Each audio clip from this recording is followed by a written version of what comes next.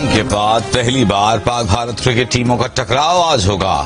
Asia cup کا سب سے بڑا مقابلہ پاک بھارت ٹاکرا دبئی میں ہوگا۔ تیاریاں مکمل، کھلاڑی تیار، تماشائیوں کو ایکشن کا انتظار۔ کرکٹ کا ہائی وولٹیج مقابلہ دیکھنے کے لیے ہزاروں تماشائی اسٹیڈیم کا رخ کریں گے۔ بے شمار کرکٹ دیوانے ٹیلی ویژن پر نظریں جمائیں گے۔ پاکستان کے جارح مزاج بیٹر سعیم ایوب کا کہنا ہے کہ ٹیم کا ٹارگٹ صرف بھارت کو ہرانا نہیں بلکہ ٹرافی جیتنا ہے۔ میچ پاکستانی وقت کے مطابق شام 7:30 بجے شروع ہوگا۔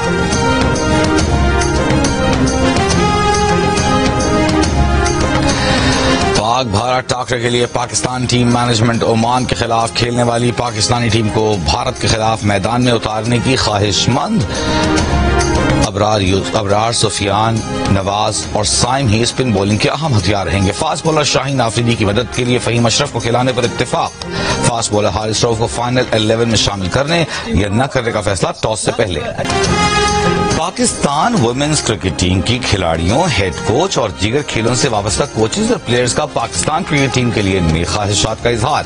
عالیہ ریاض نے کہا بوائز اچھا کھیلیں اور ملک کا نام روشن کریں۔ ہیڈ کوچ محمد وسیم پر امید ہے کہ پاکستان ٹیم اچھا کھیلے گی اور جیتے گی۔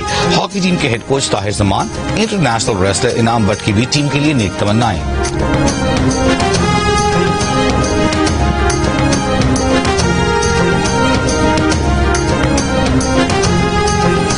دبئی پولیس کی پاک بھارت میچ سے پہلے شائقین کرکٹ کو وارننگ، اسٹیڈیم میں تشدد یا بدزبانی ہرگز برداشت نہیں ہوگی۔ تشدد اور بدزبانی پر 1 سے 3 ماہ قید کی سزا ہوگی، ہوشیار رہیں۔ بدزبانی، نسل پرستی یا تشدد پر 10 سے 30 ہزار درہم یعنی تقریباً 23 لاکھ پاکستانی روپوں تک جرمانہ ہوگا۔ ایشیا کپ میں پاکستان اور بھارت کے درمیان مقابلہ ایونٹ کا میزبان ہونے کے باوجود بھارتی بورڈ کے اعلیٰ عہدیدار منظر عام سے غائب۔ بھارتی میڈیا کے مطابق بورڈ نے پاک بھارت میچ میں کسی بھی آفیشل کو دبئی نہ بھیجنے کا فیصلہ کیا۔ BCCI کے سیکرٹری دیو جیت سائکیا ویمن ورلڈ کپ کی تیاری کا کہہ کر دبئی نہیں گئے۔ میڈیا کے مطابق انڈین کرکٹ بورڈ کے عہدیدار اپنے ملک کی ممکنہ فتح کی صورت میں ہی دکھائی دے سکتے ہیں۔ اسرائیلی جارحیت کے خلاف قطر سے اظہار یکجہتی کے لیے 2 روزہ اجلاس آج سے قطری دارالحکومت دوحہ میں شروع ہوگا۔ عرب لیگ اور اسلامی تعاون تنظیم اسرائیل کے خلاف مشترکہ قرارداد تیار کریں گے۔ کل سربراہ اجلاس میں قرارداد منظور کی جائے گی۔ نائب وزیر اعظم اور وزیر خارجہ اسحاق دار اجلاس میں شرکت کے لیے قطر پہنچ گئے۔ سربراہ اجلاس میں وزیر اعظم شہباز شریف بھی شریک ہوں گے۔ قطر کے وزیر اعظم اور وزیر خارجہ شیخ محمد عبد الرحمن الثانی کچھ دیر میں دوحہ عرب اسلامی سربراہی اجلاس سے خطاب کریں گے۔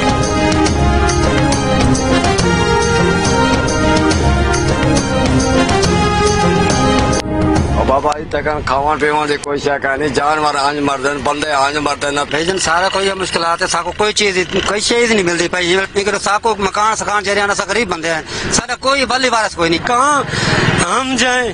ادھر بھی پانی، ادھر بھی پانی، ہم کدھر بیٹھیں؟ نہ کوئی چارہ ہے جانوروں کا، نہ انسان اور جانور جو ہے ایک ہی پانی پی رہے ہیں۔ ملتان کی تحصیل شجاع آباد میں دھوندو والا بند ٹوٹنے سے پیدا ہونے والا شگاف 400 فٹ تک بڑھ گیا۔ شگاف پر نہ ہونے کے باعث مزید کئی معاوضہ جات زیر آب۔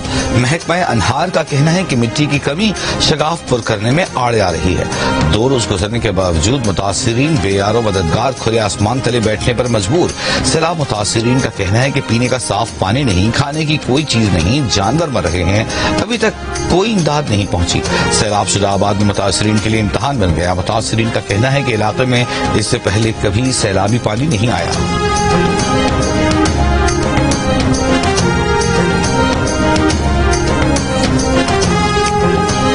16 سے 19 ستمبر تک پنجاب کے دریاؤں کی بالائی علاقوں میں بارشوں کا امکان۔ ندی نالوں میں طغیانی کا خدشہ، PDM پنجاب نے خبردار کر دیا۔ مونسون بارشوں کے 11ویں اسپیل الرٹ جاری۔ ریلیف کمشنر پنجاب کے مطابق شدید سیلابی صورتحال ہے۔ 4700 سے زائد دیہات، 45,74,000 لوگ متاثر ہوئے ہیں۔ مختلف حادثات میں 104 شہری جاں بحق ہوئے۔ ریلیف کمشنر پنجاب کے مطابق منگلہ ڈیم 93%، تربیلا ڈیم 100% دریائے ستلج پر موجود، Indian Bhakra dam 88%، Pong dam 94%، Thein dam 88% تک بھر چکا۔ سیلاب کے نقصانات کے تخمینے لگانے کے لیے سرویز کیے جا رہے ہیں. سیلاب متاثرین کی جلد بحالی یقینی بنائیں گے. اس وقت اہم چیز لوگوں کی امداد ہے. وزیر خزانہ کی کمالیہ میں میڈیا سے گفتگو. محمد آرنگزیب نے کہا کہ موسمیاتی اور زرعی ایمرجنسی ڈکلیئر کی جا چکی. ایمرجنسی کے تحت جو کرنا پڑا ہم کریں گے. صوبوں کی مشاورت سے آگے بڑھیں گے. مصنوعی مہنگائی روکنے کے لیے اقدامات کر رہے ہیں. عالمی سطح پر فیول کی قیمت میں کمی آ رہی ہے، اس لیے عالمی مہنگائی کا مسئلہ نہیں.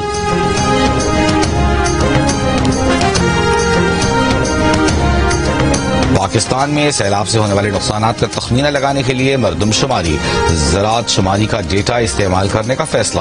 انفراسٹرکچر اور کاروبار کی تباہی کا پتہ لگانے کے لیے اکنامک شماری سے بھی مدد لی جائے گی. ذرائع کے مطابق زراعت شماری سے حاصل ڈیٹا سے فصلوں اور لائف سٹاک کے نقصانات کا تجزیہ کیا جائے گا. دستیاب ڈیٹا اور سافٹ ویئر کے استعمال سے سیلابی نقصانات کا سروے کیا جائے گا. وفاقی وزیر برائے ترقی و منصوبہ بندی احسن اقبال نے ادارہ شماریات کو ہدایات جاری کر دی. IMF کا پاکستان میں سیلاب سے اموات پر افسوس کا اظہار. پاکستان میں مانسون بارشوں سے ہونے والے سیلابی نقصان کا جائزہ لیا جا رہا ہے. IMF کا بیان.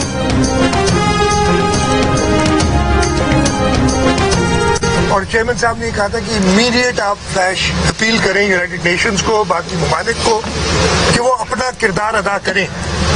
میں ایک بار پھر چیئرمین صاحب کی بات دہراتے ہوئے کہوں گا وفاق کی حکومت سے کہ اس پہ عمل درآمد کریں. Perhaps it is already very late.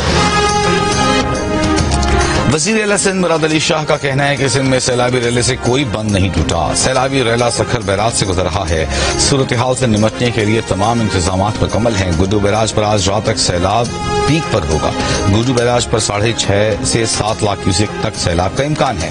وزیر اعلیٰ نے گڈو بیراج پر میڈیا سے گفتگو میں کہا کہ حکومت سندھ کی پہلی ترجیح لوگوں کو بچانا ہے. ہماری تیاری مکمل ہے، اپنی تیاریوں سے مطمئن ہے. وزیر اعلیٰ سندھ کا علی وہن گوٹ میں قائم ریلیف کیمپس کا دورہ. کیمپ میں موجود سیلاب متاثرین سے بات چیت کی. وزیر اعلیٰ سندھ کو صحت کی سہولت سے متعلق بریفنگ بھی دی گئی.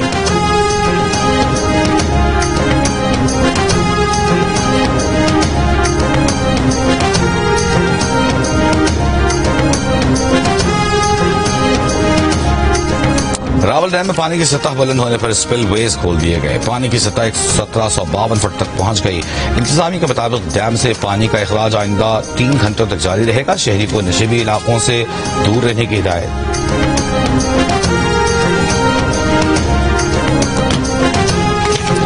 صدر آصف علی زرداری کا چین کے ایویشن انڈسٹری کارپوریشن کے ایئر کرافٹ کمپلیکس کا دورہ. اعلامیہ کے مطابق صدر مملکت مسلح افواج کے سپریم کمانڈر کی حیثیت سے کمپلیکس پہنچے.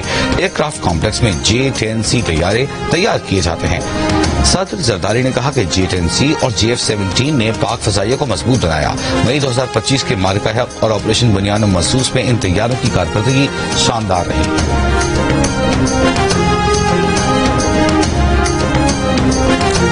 امریکی وزیر خارجہ مارکو روبیو کا نائب وزیر اعظم اور وزیر خارجہ اسحاق دار سے ٹیلی فون پر رابطہ. پاک امریکہ تعلقات میں مثبت پیش رفت پر اطمینان کا اظہار. حالیہ علاقائی اور بین الاقوامی واقعات پر بات چیت. پاک امریکہ تعلقات کو ہر شعبے میں مزید مضبوط بنانے کے عزم کا اعادہ.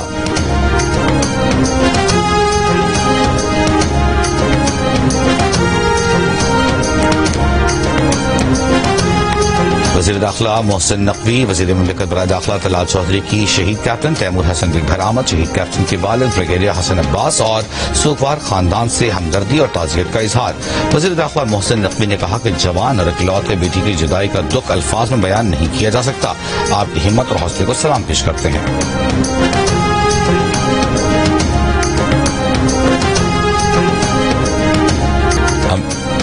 غزہ پر اسرائیلی فورسز کی وحشیانہ حملے جاری. صبح سے جاری حملوں میں مزید 35 فلسطینی شہید. شہداء میں امداد کے منتظر 4 فلسطینی بھی شامل، 25 زخمی.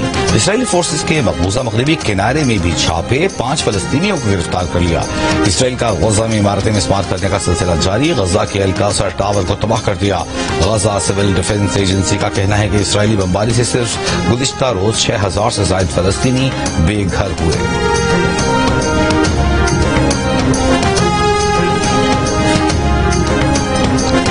واٹر کارپوریشن نے متاثرہ ہب کینال کے حصے کا مرمتی کا مکمل کر لیا.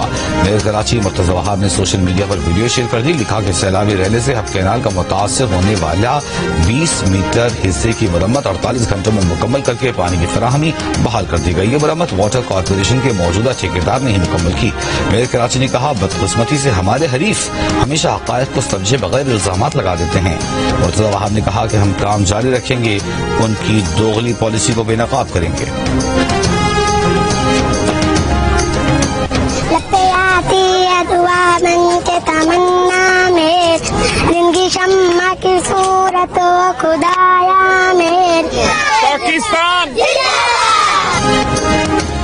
سیلاب کی آزمائشوں میں بھی مسکراہٹیں برقرار. بچے تو بچے ہیں.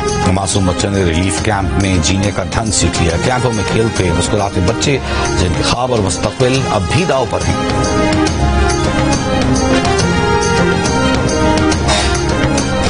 وفاقی حکومت نے سیلاب متاثرہ علاقوں میں اگست کے بجلی کے بل معاف کر دیے. اگست کے وصول کردہ بجلی کے بل واپس کرنے کا بھی اعلان.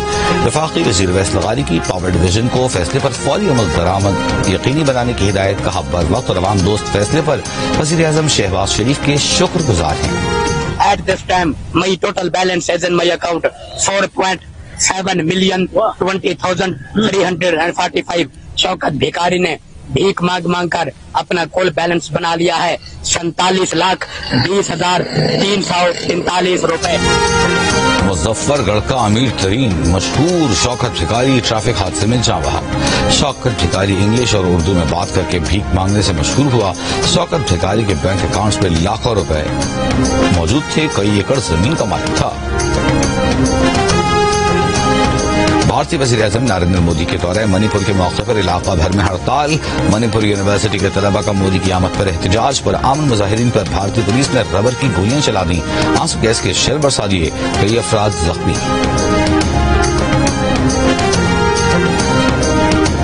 اور ایک عہد ہوا تمام صوفی تھا جس کا نام. اسپورٹس جرنلزم کو نئی جہت سے روشناس کرانے والے سینئر صحافی اور جیو نیوز کے اسپورٹس ایڈیٹر سید محمد صوفی انتقال کر گئے. 80 سالہ سید محمد صوفی روزنامہ جنگ سمیت کئی اخبارات اور رسائل سے منسلک رہے.